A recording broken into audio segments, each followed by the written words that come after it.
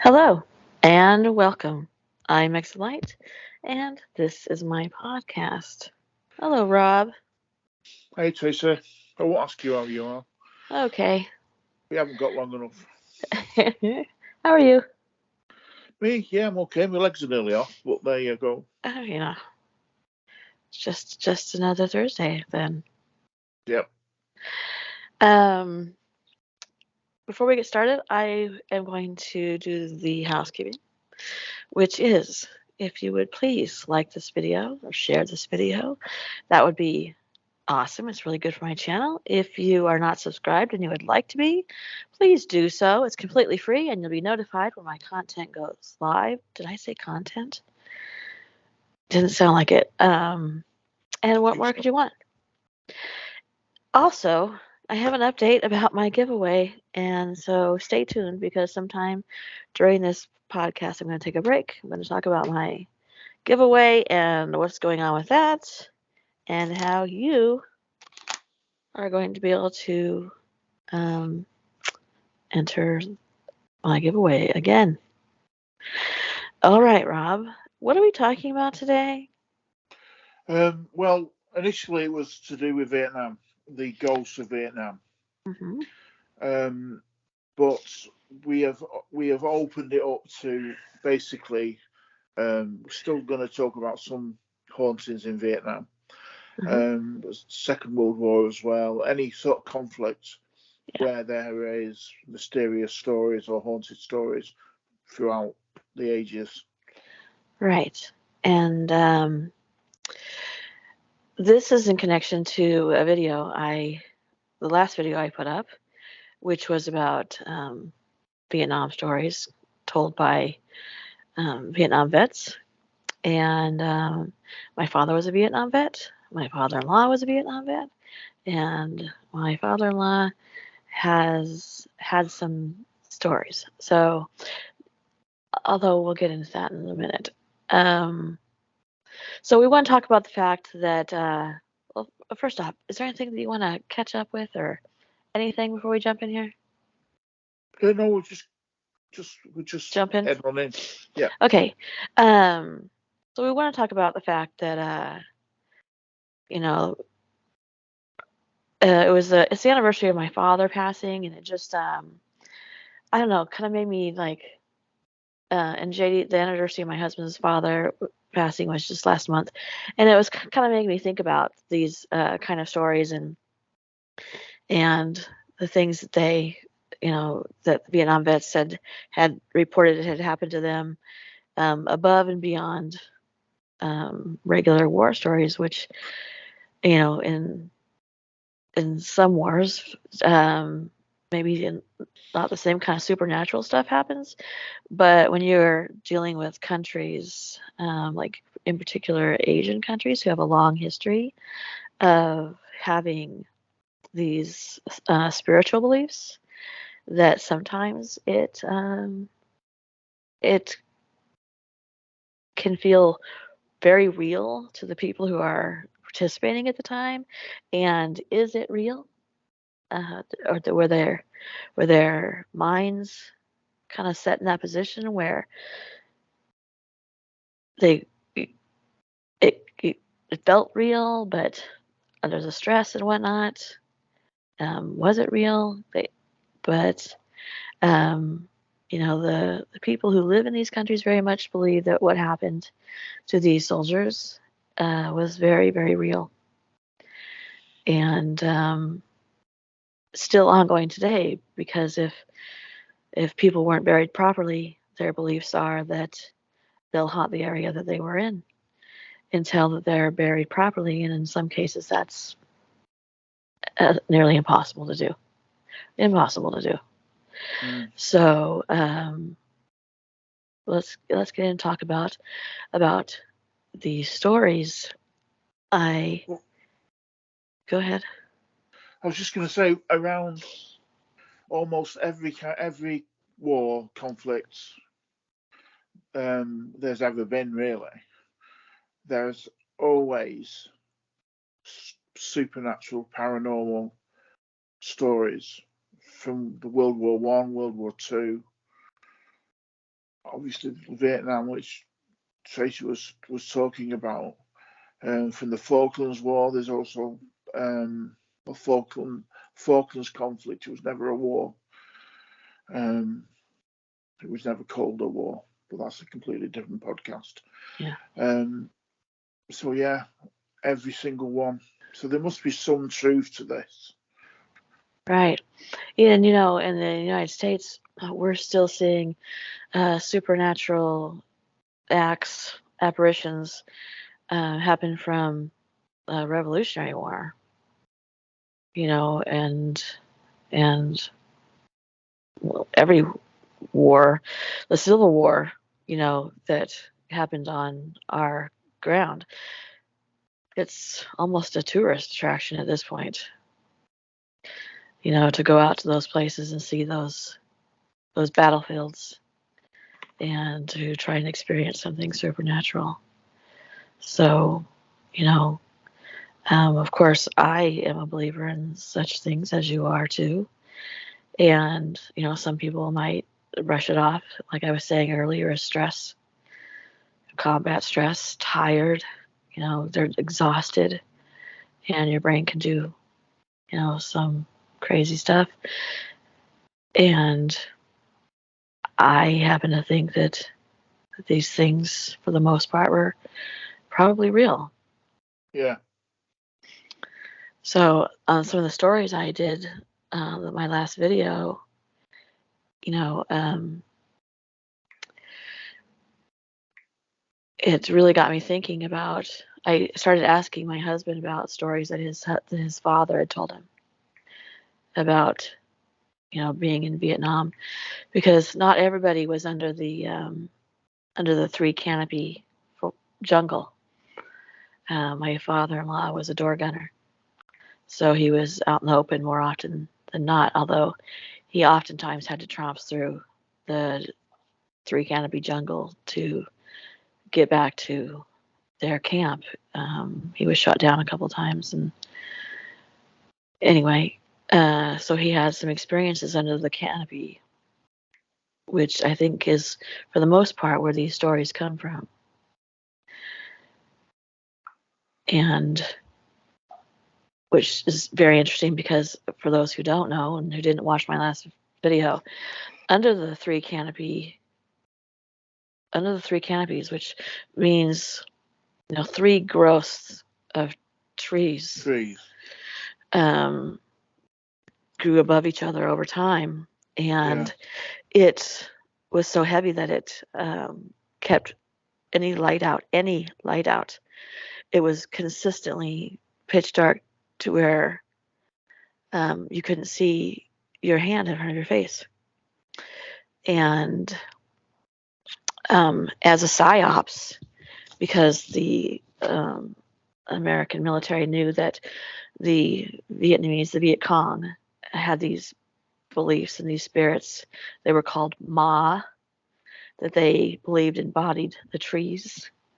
They would play these horrifying noises into the jungle to you know, psychologically scare them. And I know that a lot of people think poorly of that, and I say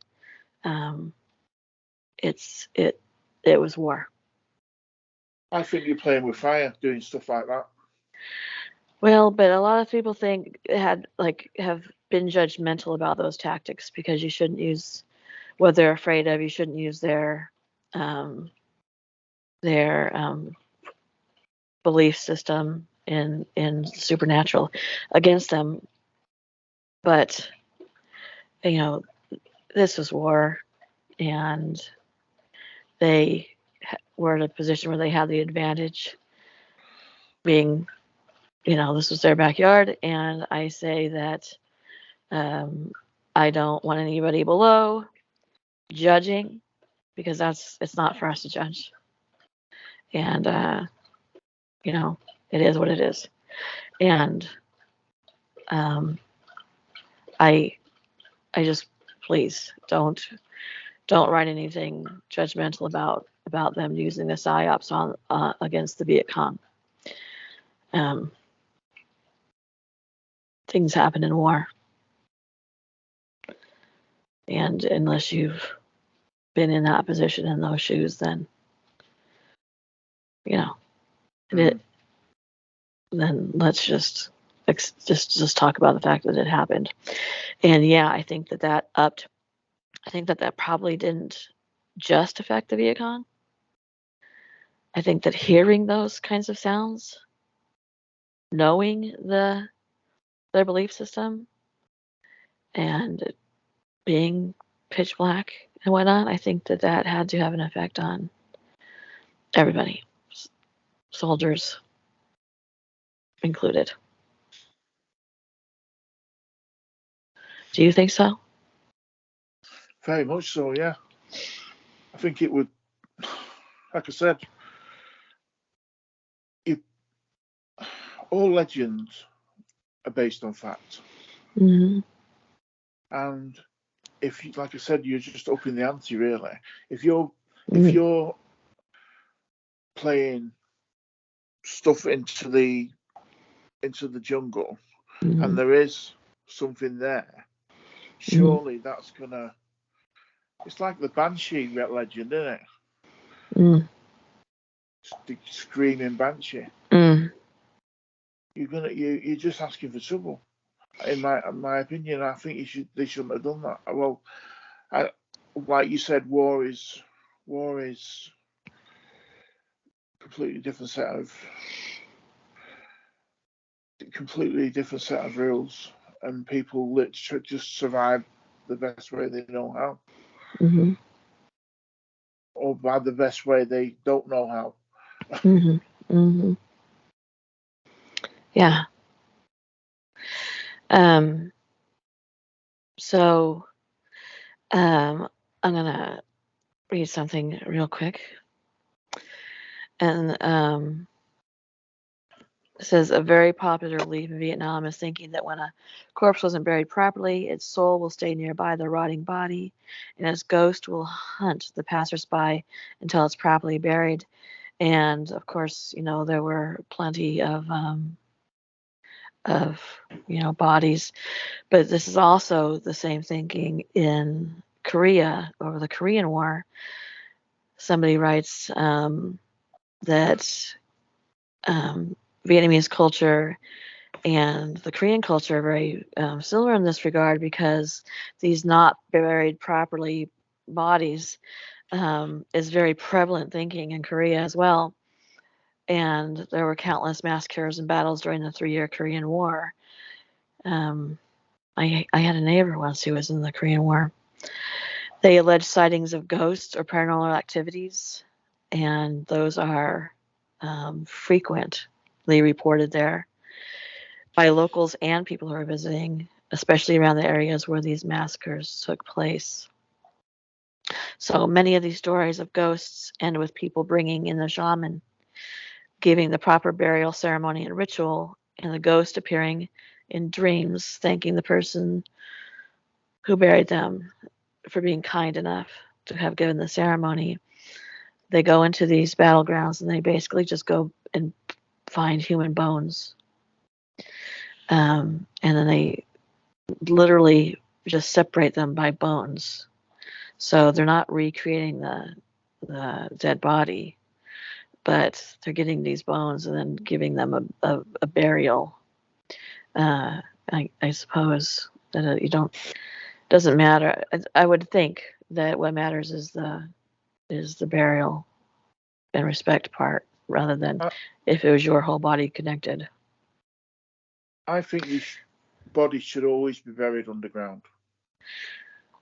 Well, yeah, but these were bodies that were left in the battlefield blown apart. Yeah, I know. I'm just saying. As a side note, you think bodies should be buried underground? And I was reading something about this a couple of weeks ago, and look at places like New Orleans, where you've got cemeteries where they've got the They're bodies all above ground. Above ground, and look how much paranormal stuff there is around New Orleans and and the Well, they south. can't bury them underground there Yeah, because of the flooding, because they're below sea level. sea level. Yeah, I understand that. I'm what I'm trying to get at is that that from what you've told me, Yeah. that there's a lot of paranormal and supernatural stuff that goes on, and it's a very it's got its own kind of atmosphere. Yeah. And maybe that's the reason, or one of the Well, reasons. it has a lot of history. Maybe it could be one of the reasons. I don't really know. But it's got a lot of New Orleans has a lot of violent history with, Mm. given Civil War and you know, there's many hospitals in New Orleans that are now hotels. And Is there? yeah, we stay in one every time we go. Yeah. Don't know about Yeah, we do. And we stay in a particular building. It's building number 5, in case anybody's wondering. Um, and because that was the original hospital building, and I've had paranormal experiences in that. My daughter and I had paranormal experiences in the hotel. My my son uh, refuses to stay there because he says he gets such bad feelings. But Well, yeah, when you take me to New Orleans, like you promised, yes, I will. me and Josh will be staying in this together You somewhere. gotta be kidding me. You gotta be kidding me. Oh, I'm not. I'm not staying in an ex-hospital. Yeah, when I took Jory and his wife, we stayed there, and we were right across. We didn't get to stay in Building 5; they were full, but they were right across the street from the nuns, where the nuns had buried the babies in the wall, and you could hear the babies crying. And I made the mistake of telling Jory the story of the Ursuline nuns and what about the wall. Because they would send, well, first off, prostitutes would go there who were pregnant, and then they would have their babies, and that's the way the nuns took care of them, was to encase them in this wall. And yeah, so they said that the history is that they could hear babies crying in the wall. I made the mistake of telling Jory that story as we looked out his hotel window at the wall, and he couldn't sleep for the 3 days we were there. I'm not surprised.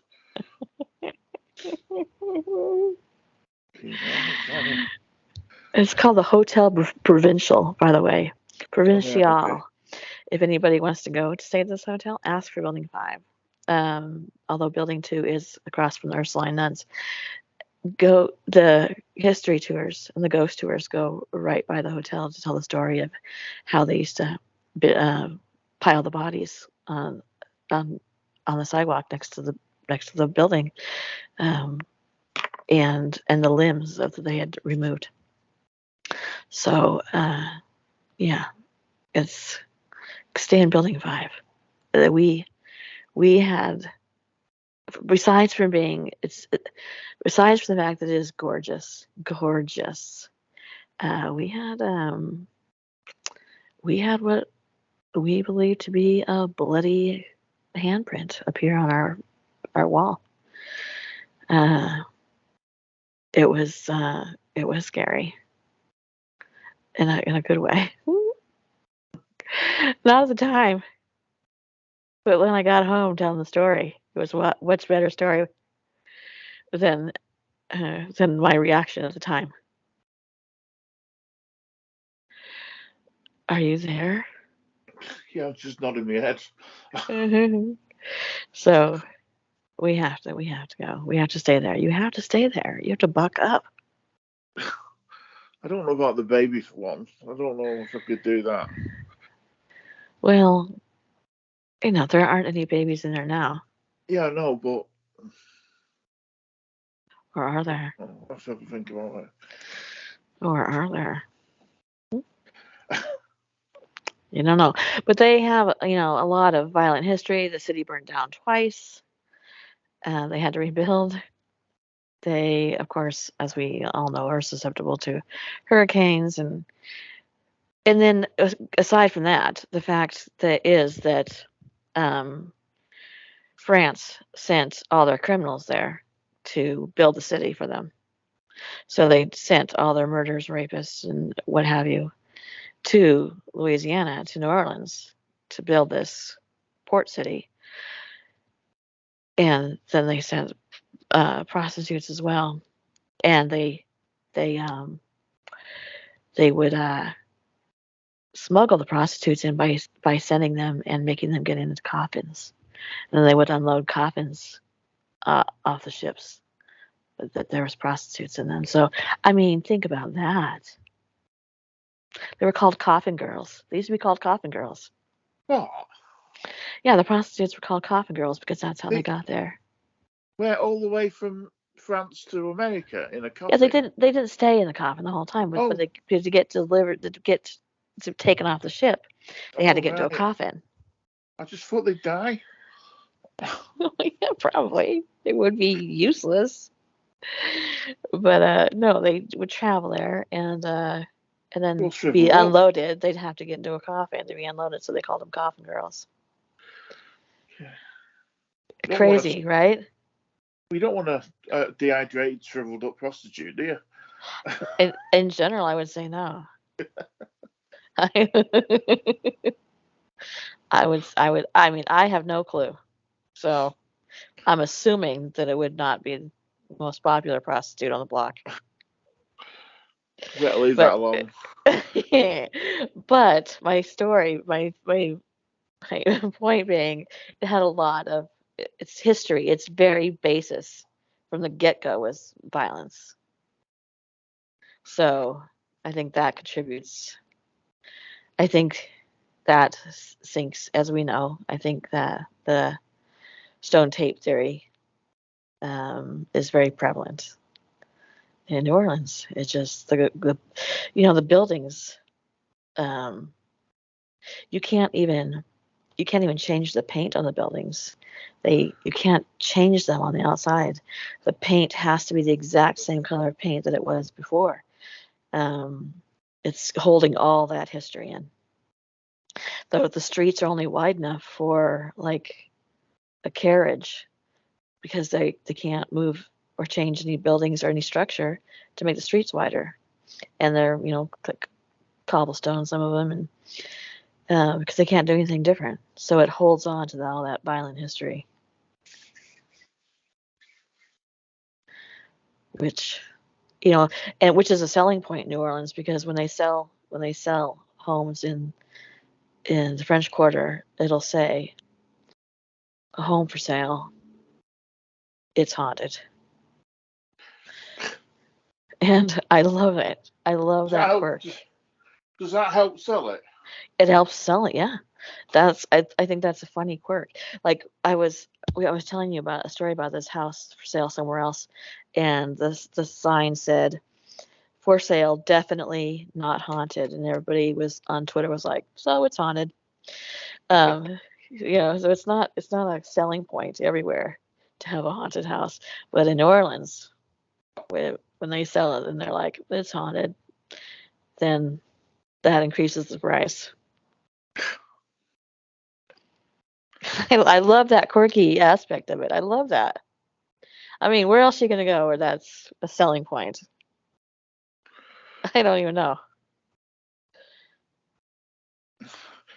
I'm sorry for dragging it over to New Orleans, but we better go you know me. I love talking about New Orleans. So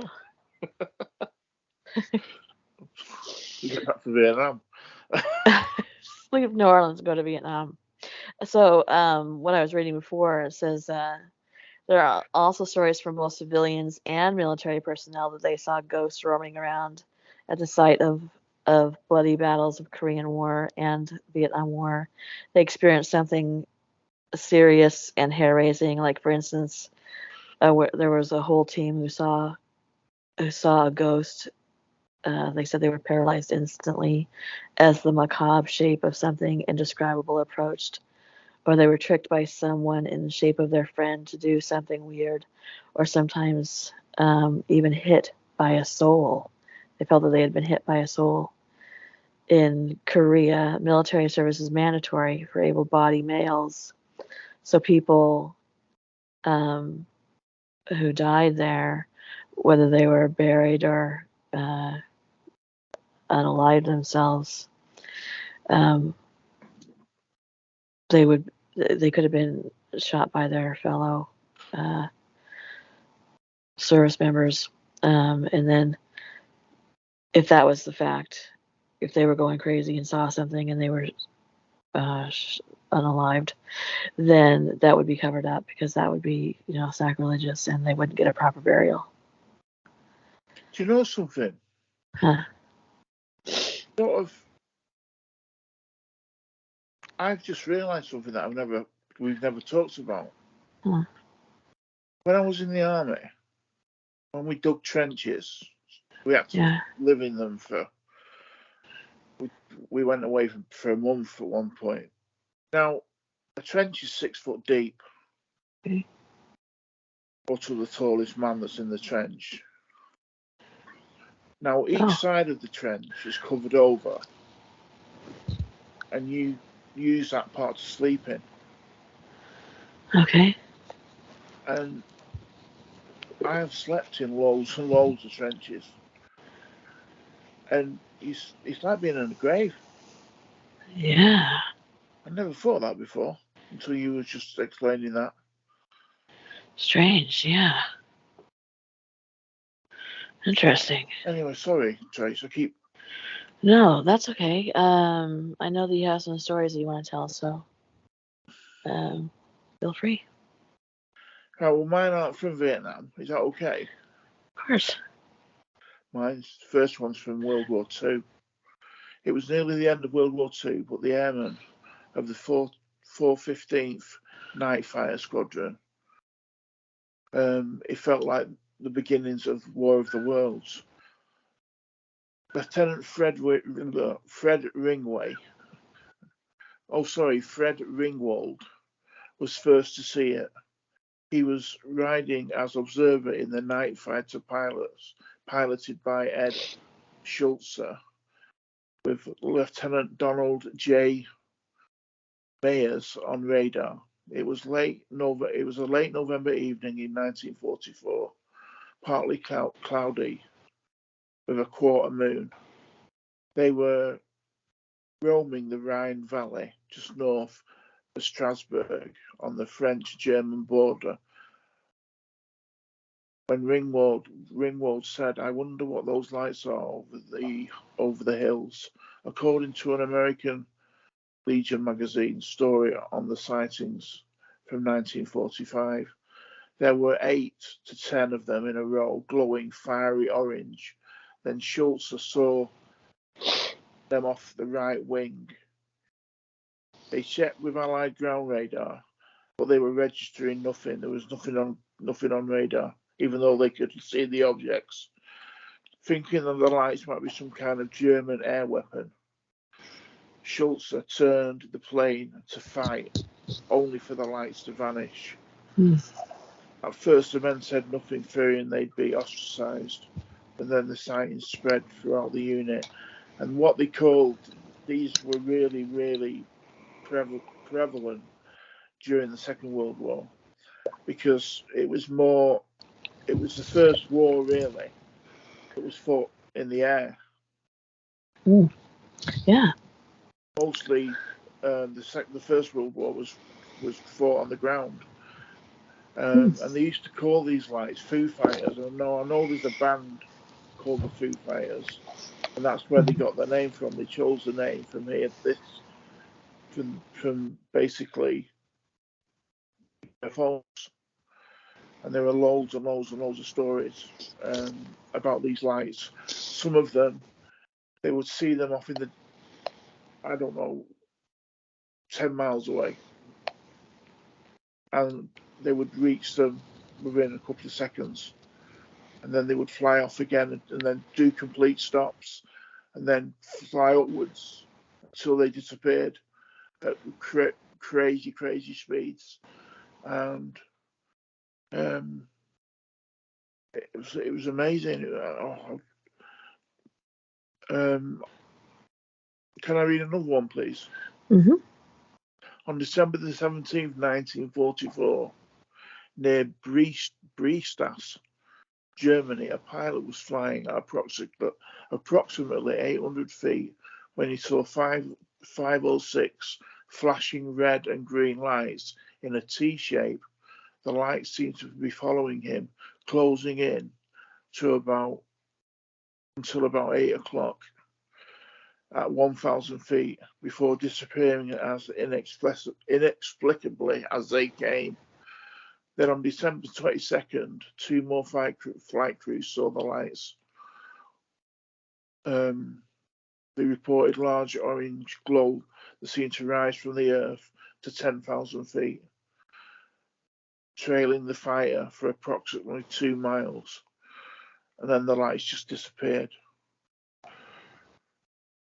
Like I said in the first story, they used to try and open fire on these lights because they thought they were German. Well, basically, the English or the Allied thought they were Germany, some new weapon, and Germany thought that the Allied forces had new weapons, and because after the end of the war, the Second World War, they were they could compare notes, so to speak. And then all the stories came out that the German soldiers were seeing them as well. Well, UFOs is one of the things that my father-in-law is about the only supernatural thing that my father-in-law would speak about. He said that it was very common to see UFOs. Everybody saw them. They were reported, but nothing would ever come of it. So the other supernatural things I'll get back to it in a little bit, but yeah, he said he saw them several times, and several times when he was when they were flying in the Hueys, they at night they would see UFOs, and he said that they looked like blue orbs. Yeah. So, and he wasn't the kind of guy who like made up stuff. There was enough real stuff that he didn't have to make up stuff. You know what I mean?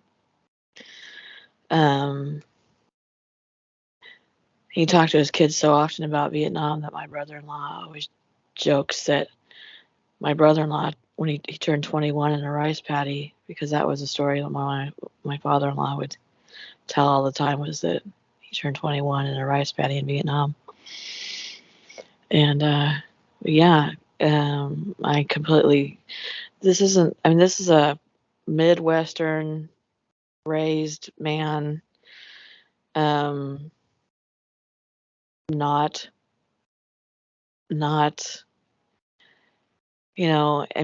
just not the kind of guy who believes in paranormal, or was raised to believe in that kind of stuff, very religiously raised, and he completely said, yeah, there was UFOs. I have something to read about UFOs, if it's okay. Of course it is.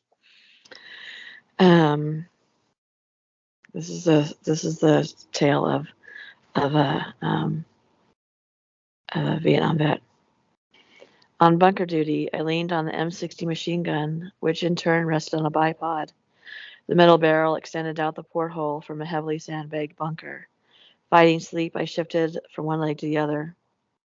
It was about 0400 in the morning, and I had been on watch for 3 or 4 hours. I'd been on watch for 3 or 4 hours into my shift. My bunker mates slept in the pitch dark on flimsy canvas cots in a compartment behind the guard post. Breaking regulations and defying common sense, I'd kneeled on the sandy soil well below the bunker's gun ports, tightly cupped my hands. And I'm skipping a little bit of the story because it's really long. Just tightly cupped my hands and struck a waterproof match to light a cigarette, mindful of any shadows or reflection projected through these ports of the bunker. To smoke, I placed one knee on the ground, tightly cupped my hands around the glowing butt, lowered my head nearly to the floor, and took a long, deep drag. Then I'd rise to my feet, my hand holding the lit cigarette behind my back, and watched the blackness before me.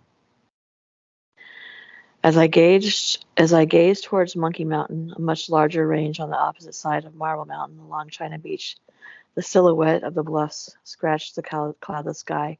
I caught notice of several bright lights far above the tallest peak of Monkey Mountain. Assuming these were helicopters, I groped for my powerful binoculars and aimed as to follow the lights as they touched down at Meg 16, which is Marine Air Group 16, up and across the road from Da Nang Air Force Base. Oddly, those lights did not appear to move in any particular fashion or direction, and I guessed them as hovering helicopters conducting night exercises. Monkey Mountain comprised of a highly secretive Air Force radar installation on all peaks and was heavily guarded by the Air Force. Following a moment, I could now identify a trio of perfectly round, bright lights, casually moving upward. Then abruptly, the targets of my curiosity commenced circling crazily around an invisible central axis.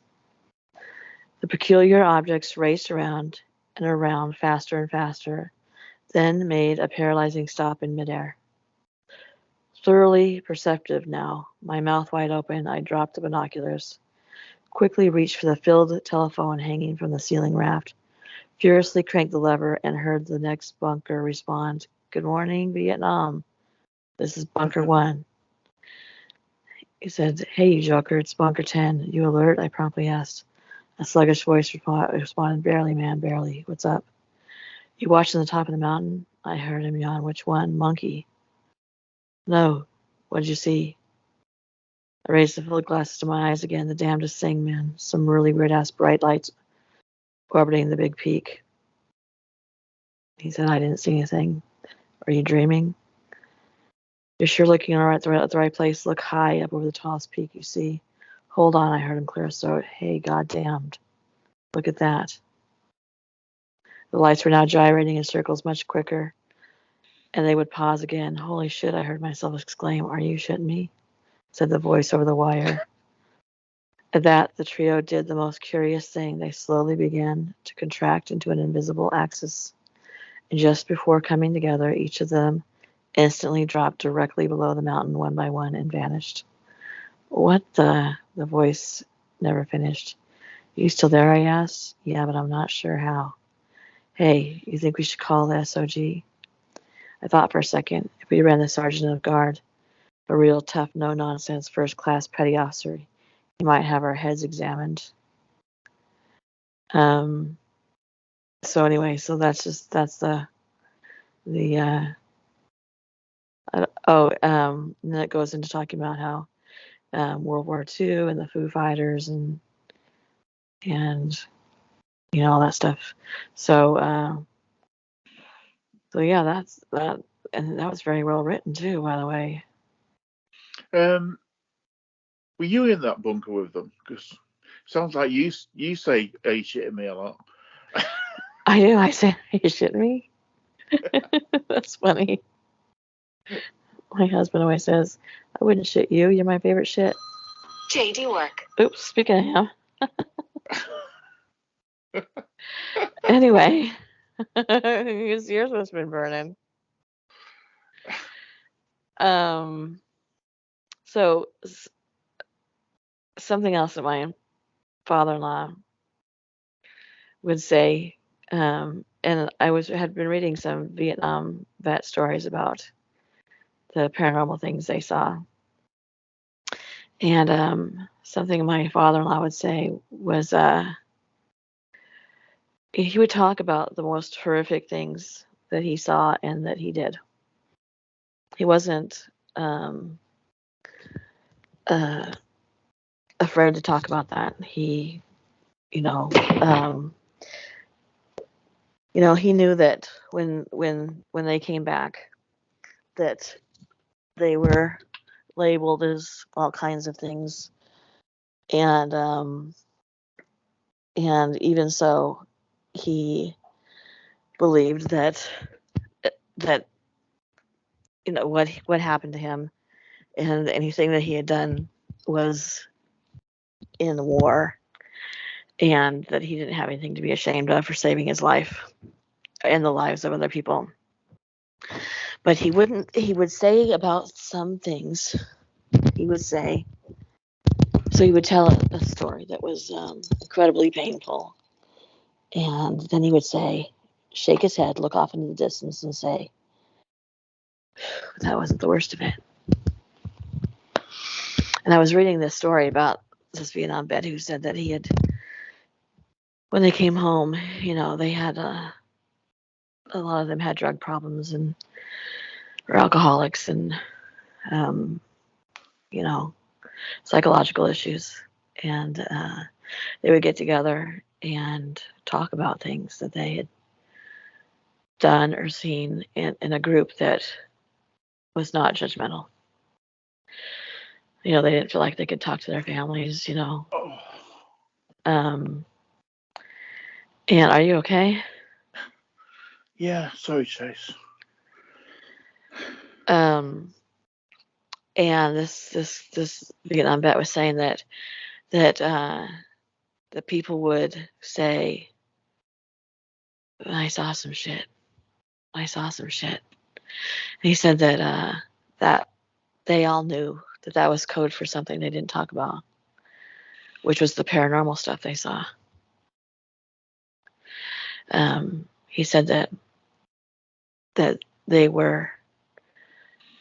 had become so afraid of the things they could see, that they were more afraid of the things they could see than the things they couldn't see, which were the Viet Cong. And they would shoot them or sneak up behind them in the pitch dark, and kill them. But he said that they couldn't tell anybody. In those days, as we've talked about before, a mental institution was a mental institution. It was, being experimented on, being given, lobotomies, shocked, and and you didn't talk about that stuff. But he said that there was a common understanding that, and I saw some shit, was this was the stuff that they were talking about, that he had seen, like what he described as vampires, pitch black eyes, pitch black eyes, pale skin, or glowing red eyes, and the body of something he couldn't describe, that wasn't uh, wasn't human, wasn't animal, but it was something in between. And my husband said that was interesting to hear, because that's what my father-in-law would do. He would say, "But I saw some shit," and that wasn't the worst of the shit I saw. And he'd be talking about some seriously bad stuff, and still say, "But that wasn't the worst of it," or "I saw some shit," which was apparently, according to this poster, Vietnam vet, what they all knew and understood to mean if you spent any time under the canopy, that it was this paranormal stuff. And that story I did the other day, they were saying that that's why they started using Agent Orange, and my father-in-law had told my father-in-law was over in early Vietnam, and um, he had told my husband and his brother that uh, because of what people were going, quote unquote, going through, that's why they started using Agent Orange to get rid of the foliage, because they needed to let light in, or the soldiers weren't going to make it mentally. And so, he verified what this guy had posted, this guy had said on that story I did, that's the reason why they started using Agent Orange, was because of the mental state that the Vietnam vets were in and what they were saying. And we were talking about it, me and JD, and he was like, "Man, I wish I could ask him now, like when he would say, I saw some shit. Like, what shit? I'll believe you. Tell me, I'll believe it." Because it haunted him. It haunted him. He slowly committed suicide with alcoholism. And he was there. What's really interesting is to see the photos of my husband, no, my father-in-law, throughout his tours, because he started out as a 17-year-old kid. And his first picture, first getting there, he's all smiles and stuff. And he loses something. His eyes become dark. His face becomes pale, and he stares off. He loses something. And that's when he would talk about it, that's when he would say, I saw some shit. So now my husband, since we got that conversation, is wondering, is that the stuff that haunted him? Because he was not afraid to talk about the other stuff and say, you know what? Sometimes it was them or me, and that had to be me. So he wasn't afraid to talk about that stuff, but the other stuff he wouldn't talk about. So I thought that was really interesting. Yeah. I mean, you can understand not thinking you can come home when you're already they're already hated. You don't want to come home and start telling about this, this paranormal stuff, and then people think, oh, you were on drugs or you were drinking or whatever, But then on the other hand, think about this. Think about being under the three canopies. You can't see your hand in front of your face. They have these horrific sounds playing through the jungle. You don't know if somebody's gonna sneak up behind you and end your life. You don't know where the tunnels are. You don't even know where you are. This is a place where you just got here and you don't know anything about this place. But your enemy does. And your adrenaline is going 24/7. That is bound to also play havoc on your brain, which is apparently, according to some people, the reason why they started using Agent Orange to let the light in, because you're not any good as a soldier if you won't follow commands, because you won't leave. You won't take your back away from that tree. Yeah.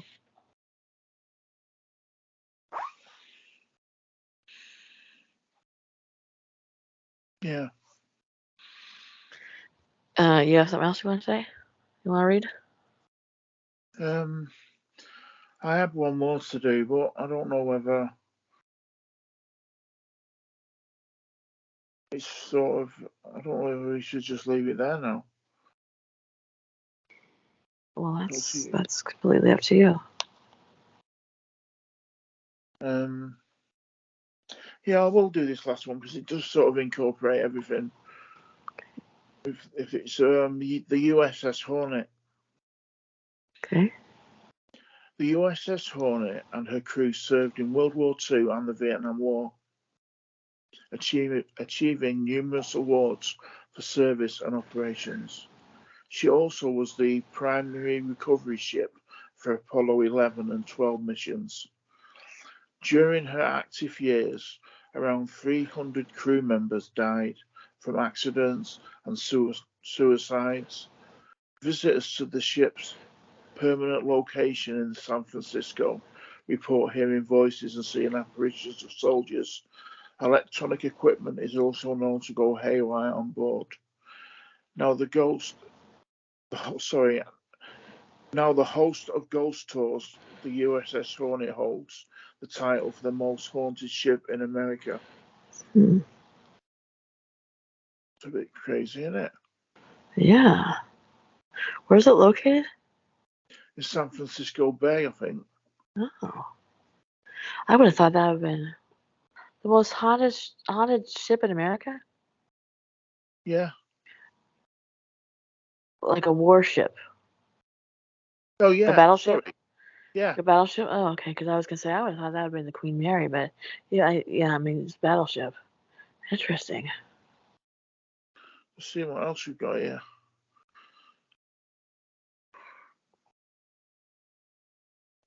Yeah, there's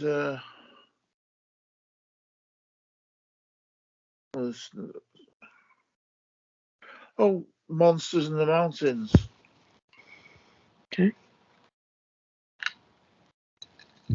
Though this may not be a story based in the United States, this chilling tale deserves an honourable mention for being truly terrifying. During World War II, a remote village in Switzerland became the site of strange happenings when a British company of soldiers stayed there.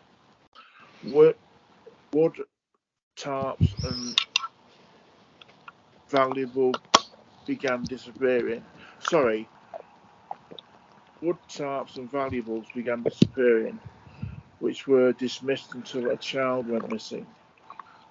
When two more children, as well as a private from the British company, disappeared, rumours of a monster spread. One night, soldiers saw a mysterious figure chasing after it, thinking it was the being that preyed on the village. Though they never caught the figure, the soldiers discovered a cave. Shots were fired from inside of the cave, and the soldiers returned fire. Upon pressing further into the cave, soldiers found the body of the British private had been shot through the heart. Oh my God. He was surrounded by half-eaten bodies of children that were missing. What? Yes, you did hear that right. He was surrounded by half-eaten bodies of the children that were missing. Children that were what missing? The ones that went missing from the village. Oh no! What? Sorry, I didn't realise it was going to go there. Whew. Ugh.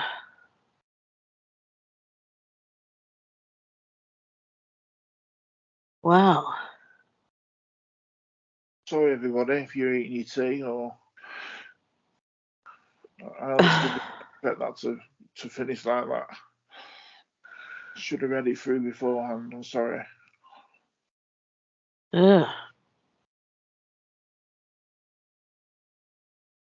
That's. I don't even know what to say.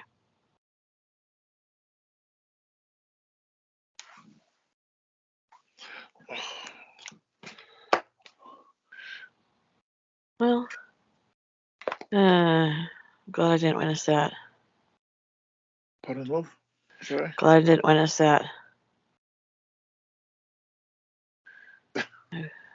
No, thank you. All right. Well, I know we wanted to keep this to about an hour, so I suppose we should wrap it up. And thank you for everybody listening. Oh, I need to give an update on the giveaway. Nearly forgot. Yep. Okay, here's the thing.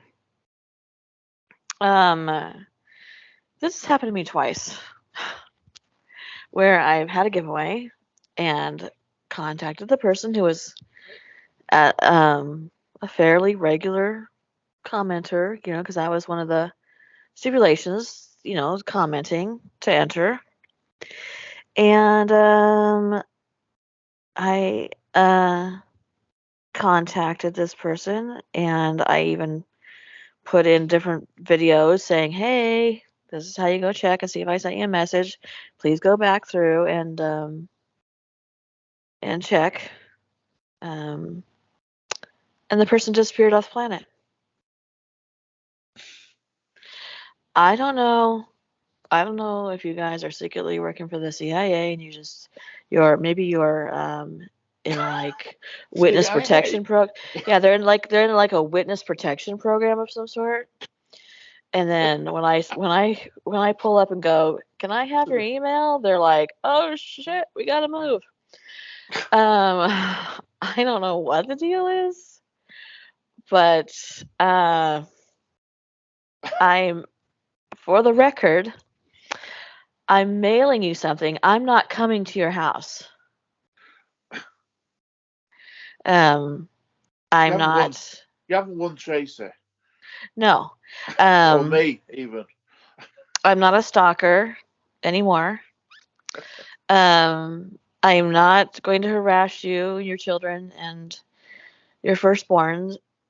Um, you can respond when I ask you for your email, and it's not going to be dangerous. Um, but now the contest has to be open again because I really gave it a go. I tried. I mean, I've been trying to get a hold of this person for what, 6 weeks now? It's getting on for that, if not longer. And it's just not fair to continue and not letting somebody win this brilliant Excellent Light box. So I guess we're gonna start over again. You guys ready? Leave comments, and really the key here is a comment about the video,